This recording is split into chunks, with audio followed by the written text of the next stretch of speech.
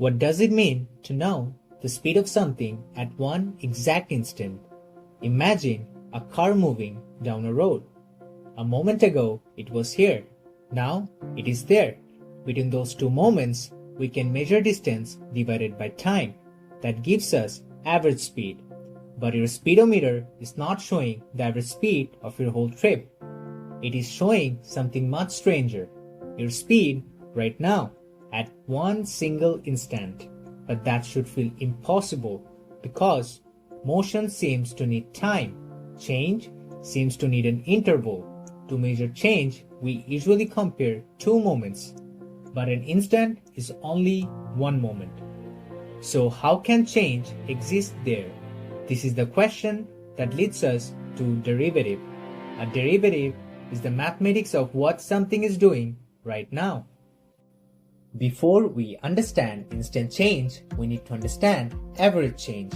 Imagine walking along a hill. You start here, you end there.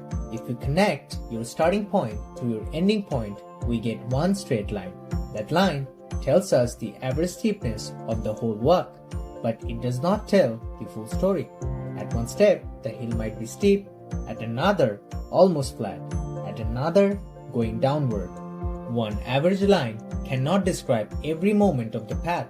A graph has the same problem. If we choose 2 points on a curve, we can draw a straight line between them. This line is called a secant line.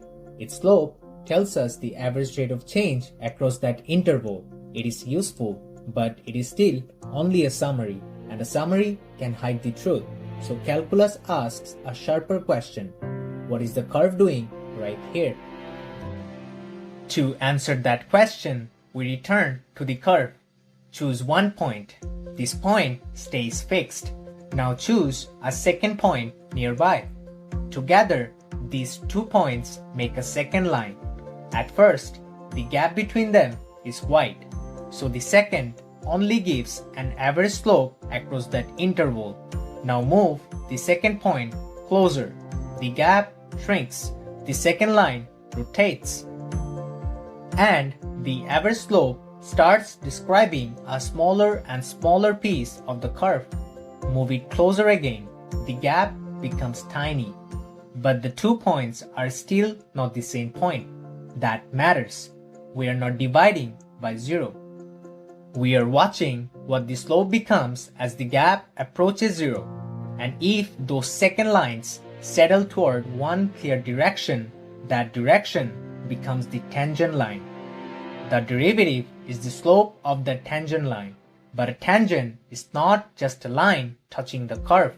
It is the curve's best straight line behavior near that point.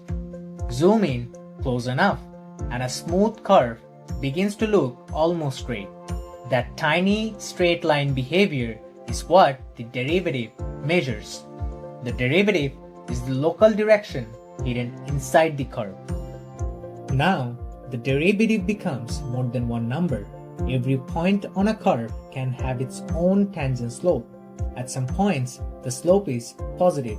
The function is rising. At some points, the slope is negative. The function is falling. At some points, the slope is 0. The function is momentarily flat. Those flat moments often matter. They can mark peaks, valleys, turning points, best values, worst values. This is why derivatives appear everywhere. In physics, position becomes velocity. In economics, total cost becomes marginal cost. In biology, population becomes growth rate. In machine learning, derivatives tell an algorithm which direction reduces error.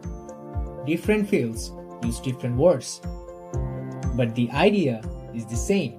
A derivative tells us how one thing responds when another thing changes. So when you see a derivative, do not think first of formulas. Think of a moving secant line. Think of a curve under a microscope. Think of a speedometer measuring motion at a single instant. A derivative is what a function is doing right now. That is the shape of change. This is the hidden dimension. See beyond the symbols. discovered the ideas.